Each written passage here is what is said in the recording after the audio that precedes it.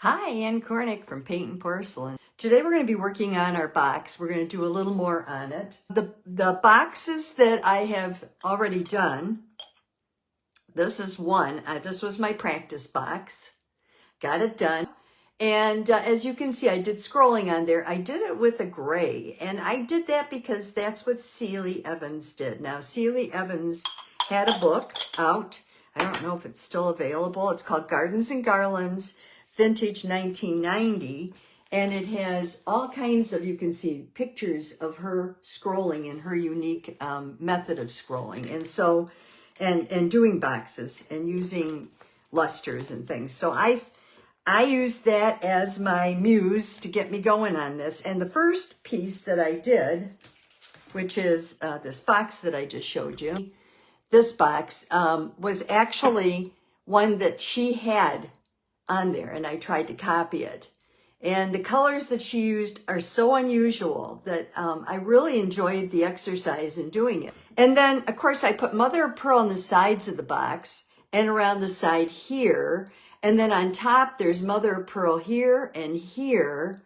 And then I did my cartouche, which is right here, over the mother of pearl as well. So a cartouche, for those of you that don't know, and I'll just show it to you now, and then later on when we talk about it, you'll know, is netting. It's a netting, usually done with either a brush or a pen, that connects different parts of your piece. So if you have an opening and you don't have anything to put there, and you're doing scrolling on your piece, and you need to fill in a part of it, you can use a cartouche if you're already in the process of scrolling. Now, that's my practice piece. So you can see up here, what I did was I took the dark green that I had, darkest green, and I started experimenting to see if that would help.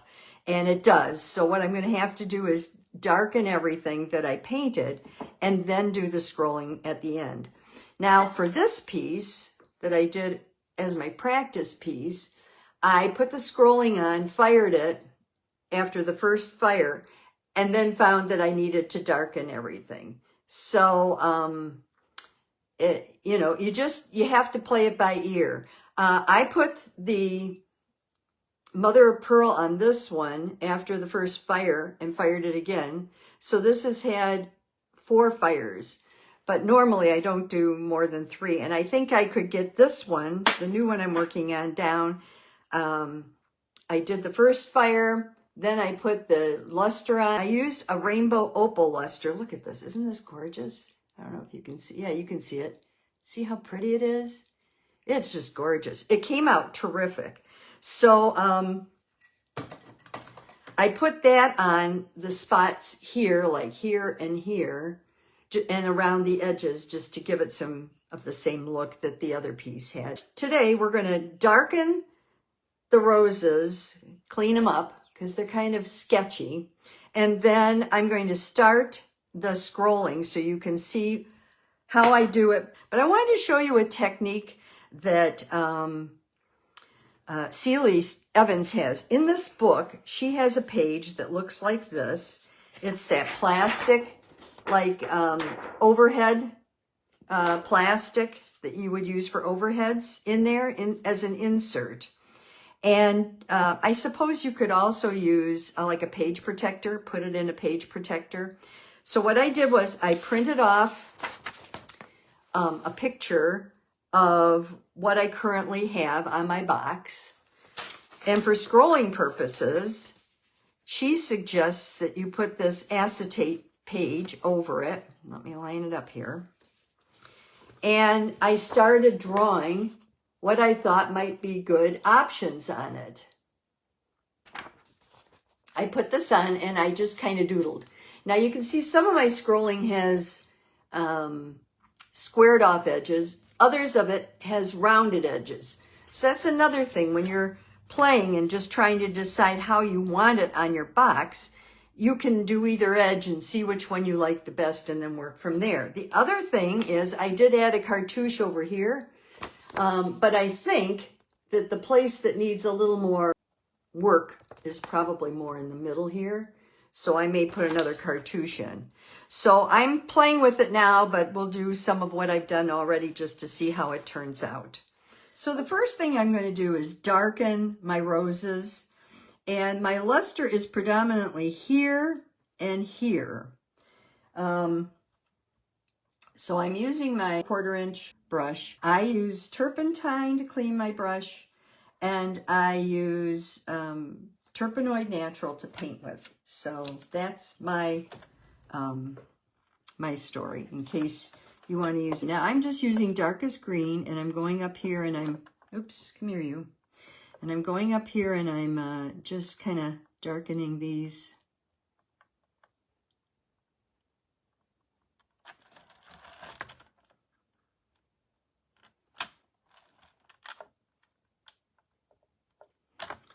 These guys that I started this morning. I wanted to see if that would work for me, and it does. The key was, because I made this outline so dark, I felt I needed to really get more darkness into the background. And so, alrighty, and I want to put maybe a little leaf right here. The way that you create your rose is by backing it up. So here I'm putting in darker paint, and then I'm going to switch, and I'm going to be using like a gray. Now you'll remember the colors that we had. Oh, and we didn't talk about that. We had Cool Shadow. I think you can see this. This is Cool Shadow. Then we have a darkest green, Ruby Rose, and a Heliotrope. I have White Rose on here, Moss Green, Soft Pink, and this is Spearmint. Those are the colors that I'm using for this. So when I back up, I can paint over the luster, if there's luster behind it. But you don't want to go too heavy. So kind of pick your poison, you know. Try to add a little color, but then try to blend it out too, because you don't want it to be too heavy, or it will take away from the luster on this piece. And wherever you paint over is going to become opaque and not shine. So that's another thing to keep in mind. And here, see here, I'm putting the color in over the back because I want to make sure that I have color on there, but I want to kind of phase it out or filter it out so that it's not so dark. Now, down here, I'm going to use a darker color. I mixed my Heliotrope. I'm sticking to Heliotrope because I don't want getting more pink on here. My Heliotrope and my blues, and I'm just going over this section down here just to give me a little bit of color that I can work with. And then over here, I'm going to use the blue. Oh, that's really too dark. And just add the color in behind this rose. The same thing with the top. Now, I could let it just kind of go off into nothingness, but I think I want to... Now, you can paint and then wipe it off of the luster if you want to. So, okay, there I've got some color in. Alrighty, now, I have to take this very seriously. I have to decide. I'm going to use Spearmint and a side load of darkest green, and I'm going to come back down here and put in a few more leaves. Oops, come here you. I think the leaves are going to help to ground it, because one of the things that I found that wasn't working for me on this particular piece were the white spots that I left. So if I put a few green leaves in to kind of ground the piece, I think it will help a lot. So I'm just, now when I do my leaves, I go from the outside to the center and stop. That gives you your middle vein. And then I go from the center to the other side, and then I flip it, and I bring the dark, oops, the dark down here, like this. And then I start wiping it out because I don't want it to be quite so dark. Okay. And I have a leaf up here, so let's just, and I'm going straight across because I want to have something that I can cut out that rose with. And I might even do a little green up in here.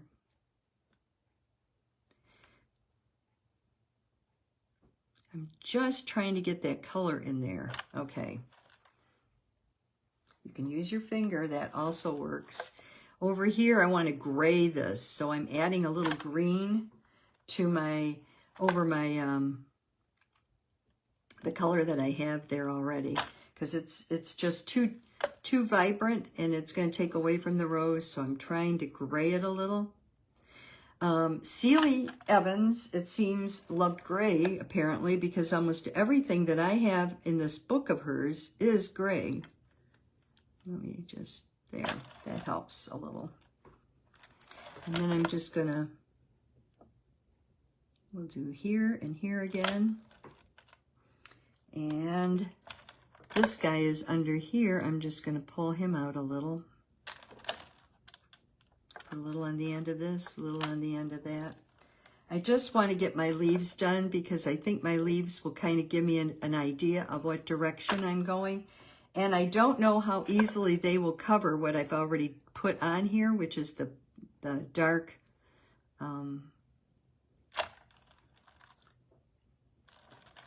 dark pink. I don't want everything to be dark pink.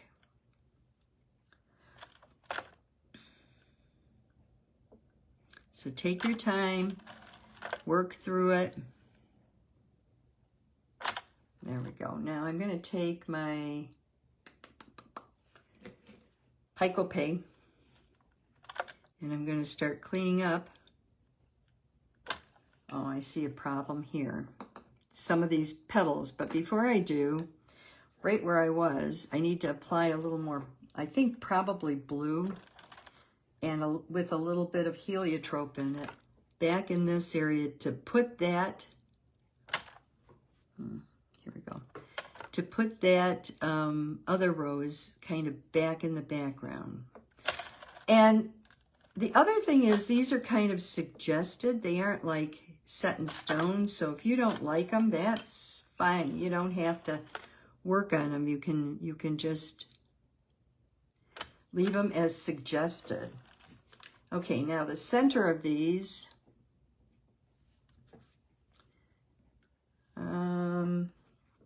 boy, I sure don't want to go any more pink, so I think I'm going to do a little bit of the soft pink. It might help me here. And pull it out just a tad. Here's soft pink. That also will help soften this. And the same thing here. I want to put soft pink on it, even with a little blue, because it'll soften it. There we go. Yeah, I like that. And then pull it up a little.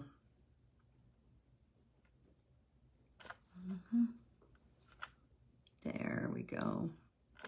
And that helps a little too. Then I'm going to try to cut out up in here.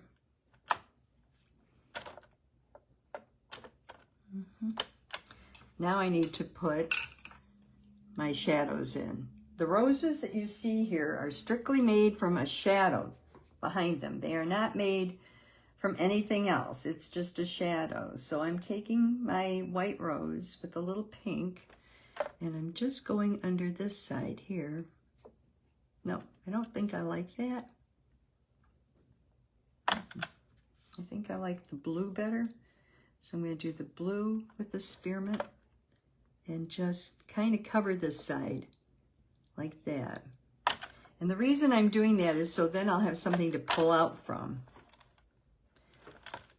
This is all negative space. If you don't understand negative space, it basically is you're painting around the subject that you want to bring out into the foreground. You're not really painting the subject itself. So I'm going to put shadows in here. There's a little more of this. There we go. Shadows in here. Shadows in here. They're kind of dark right now. That's fine, because when I start to pull them out, I think they'll be nice. Shadow in here. I want a little bit of a shadow on the bottom of the rose like this.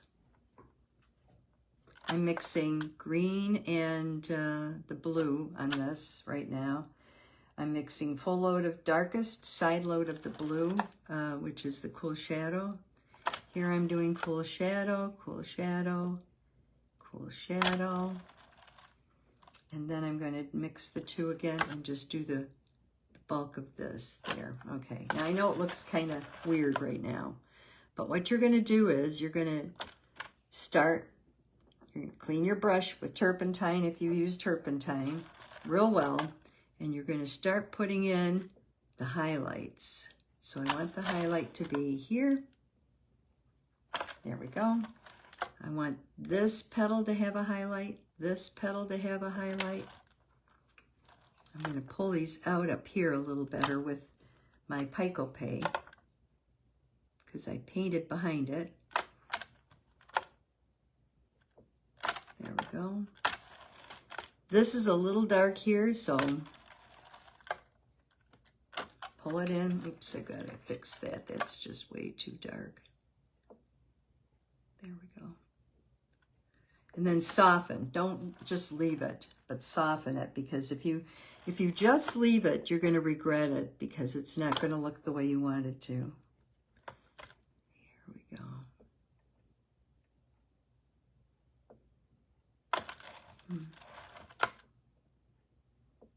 Always soften things. And one way you can know to soften is if you look at it from the side and let the light bounce off of it, you know, kind of look across the top of your china. If there's any blobs, you need to get rid of those. You don't want blobs. Okay, now over here, I'm going to do the same thing. I'm going to do some wipeouts to the top like this. There we go. Isn't that better? This guy could be a little taller there. Let me get there. That's better. And then I'm going to do a cut on that one. I've got a cut on this one. I'm going to cut this,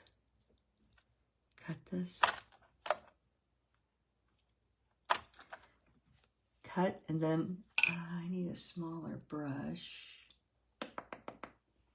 Let me use this one. This looks like about a 6. I'm going to put turpentine on it. Okay, and I'm going to start gently playing with the edges of this rose so that I can just get off what I want off of it. And then I'll soften some of the color I put on it because it got too dark. There. And then I will take this and create this guy over here still. He was missing. There we go. And then I'll take my turpentine brush and just pull it down a little. There we go. So if you have a brush that has turpentine and you wipe it off really well, there are a lot of things you can do with it. Now this, I think, down here is supposed to be a bud, but it's a little too obvious.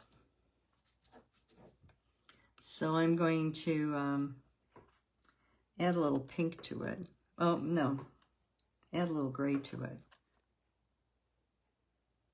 There we go. I'm just going to put this in here, okay? Like that.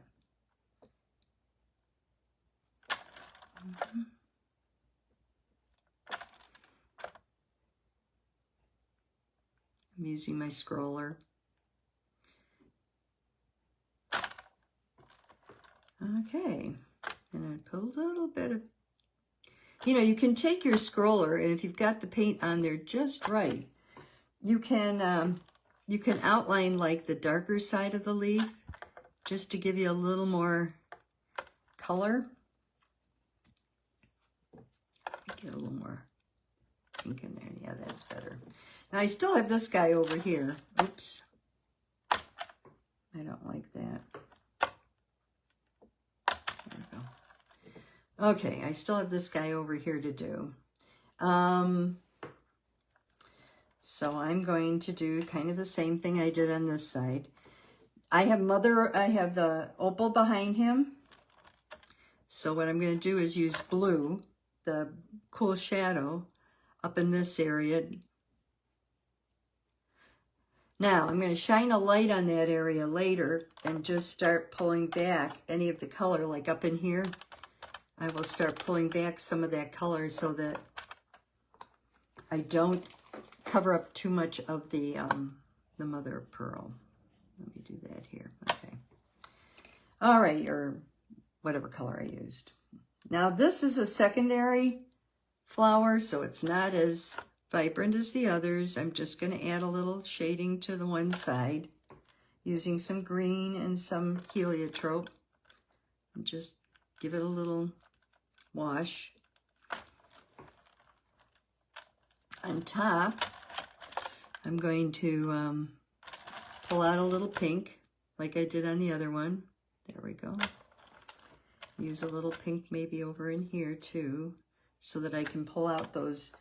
When you put the pink on, see here? I don't know if you can, but it actually you could see, oh my gosh, I had 2 petals there. I didn't even know I had 2 petals there. So sometimes having that pink helps. Now I'm going to take and start working on these little,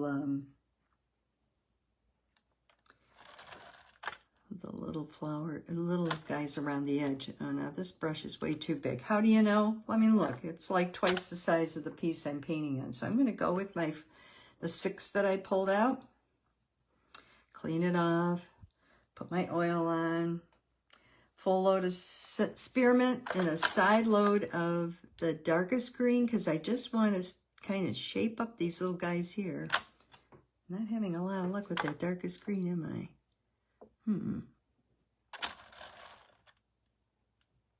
Oh, there we go.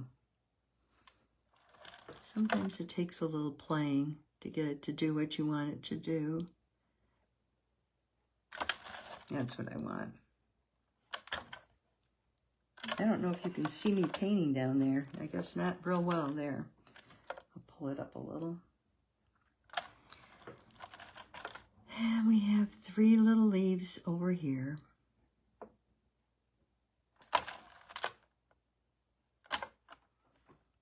I think defining the leaves really, you know, this guy just looks like, here, he needs a green up the front, I think.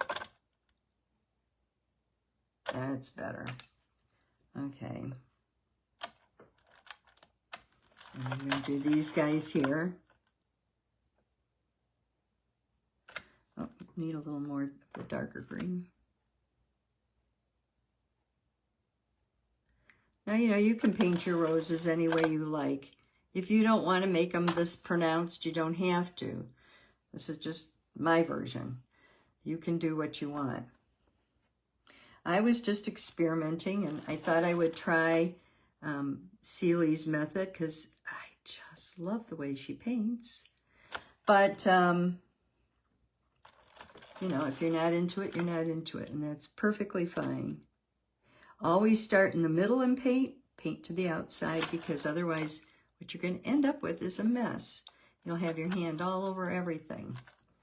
Okay, I need a little more blue up in here.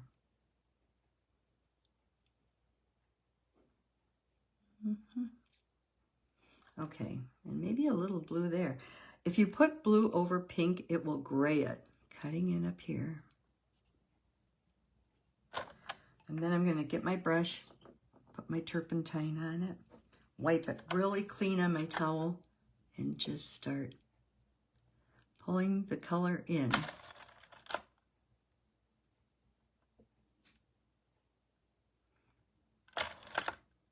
Got to get a little brightness there. That's good. And then up on the top here, I think I want a little more. There.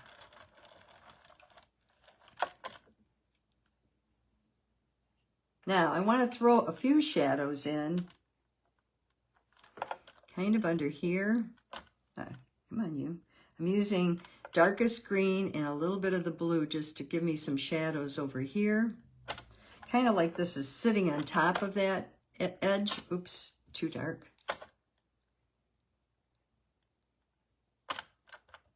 Okay. And a little bit in here too. I've got some, I just want to pull it out a little more. There we go. Yeah, that's better. Okay. Okay.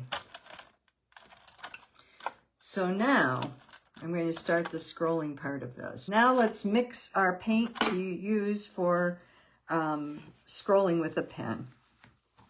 Okay, I'm going to clean off my tile. I'm going to move this just so you can see how I mix my paint, and then I will bring it back, because doing scrolling is much easier if you have something up that you can move around. It helps move your arm. So, okay, I'm going to use Pearl Gray, which is what I used on the other one. I think it'll be really good with this, but I prefer to do it from a powder. So I put a little bit there. I get my palette knife out. I'm using Easy Flow, which is from Dallas. And like I said, this bottle's about a little over half gone, and I've had it for almost 10 years. So I put this is a thin palette knife. I put it in on an angle and just get enough on there that I can start mixing. And I mix one side first. And you can see there's still a lot of powder. So then I will add the other side. A good refresher for people who have never done this. Now, I'm notoriously lousy at signing my own name. So the fact that I can do scrolling with the pen is a miracle. All right, then you tip it like this and you see if it'll drip off the end. And it does. So that means that you've got enough oil in it. That was the biggest help to me, was when somebody told me that. Up until then, I never knew that I had the right consistency for pen work. So now I'm going to take my pen. Now, I found an old pen with a fairly sharp pointed nub on it. And what I do when I apply this is I just take and I scoop it across like this. And then I tap it to make sure that I don't have a lump of ink on the end. And then I start. So I'm going to start. Now, this is not going to be easy. I probably should fire this if I really want to be careful. But I'm going to start up here. I know this is dry. The only thing that's wet are the roses.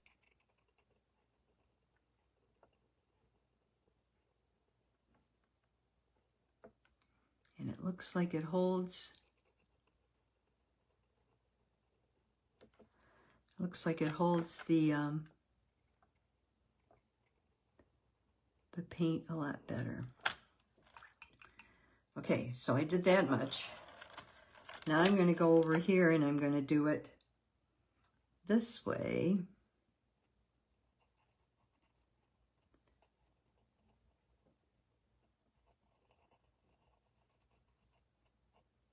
And I'm following what I see here. I also have my little guys here to kind of help me out. Okay, so that's how far I've gotten so far. Then I have to decide, now what do I want to do over here? I like the rounded edges, and so I'm going to do a rounded one here.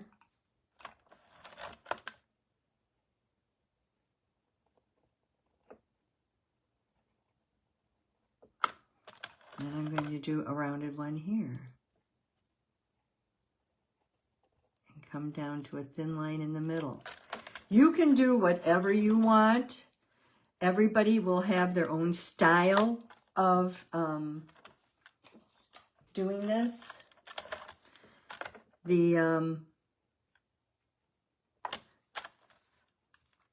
Your style will depend on who taught you and how you learned.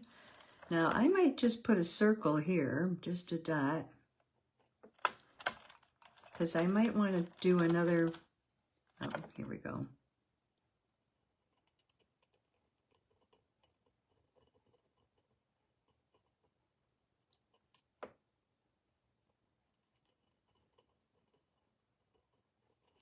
Another one there.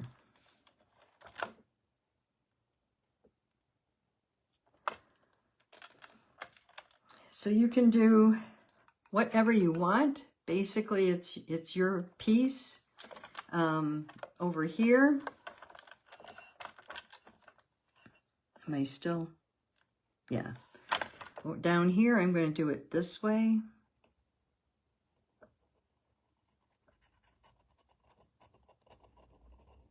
And sometimes you just know what you want.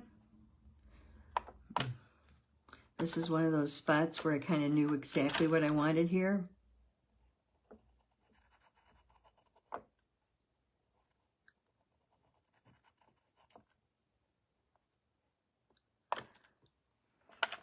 You can double up. So if you feel you need to double up, you can double up on it, which is what I did there. You can do just about anything you want. Now here, I have kind of a weird situation. My guess is it needs to go like this.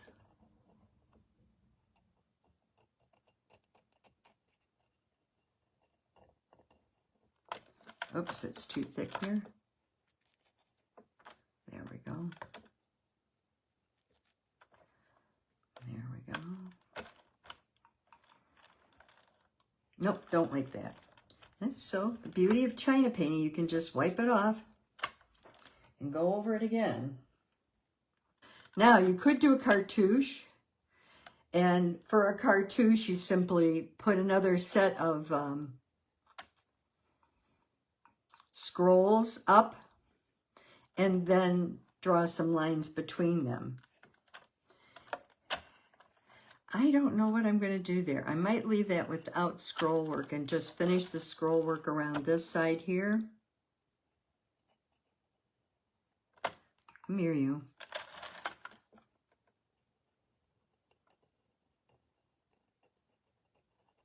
You also don't need to do anything this fancy. You can just do things that are simple. So if you're a new painter,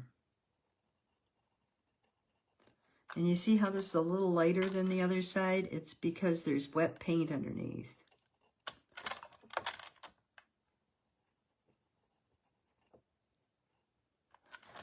Okay, so if you're a new painter, let me just show you. There are other things that you can do that would be very simple. I mean, you could do a line, dot, line, dot, dot, line, dot. I mean, that's super, super simple. You can do one this way and one this way. You could do another one this way and just do that all the way around the edge. Now I'm going back and I'm just trying to decide where it needs a little more embellishment.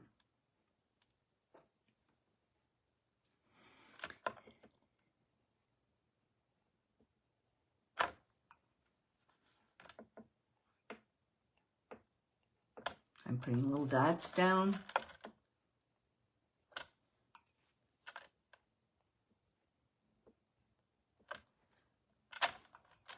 That will all give it some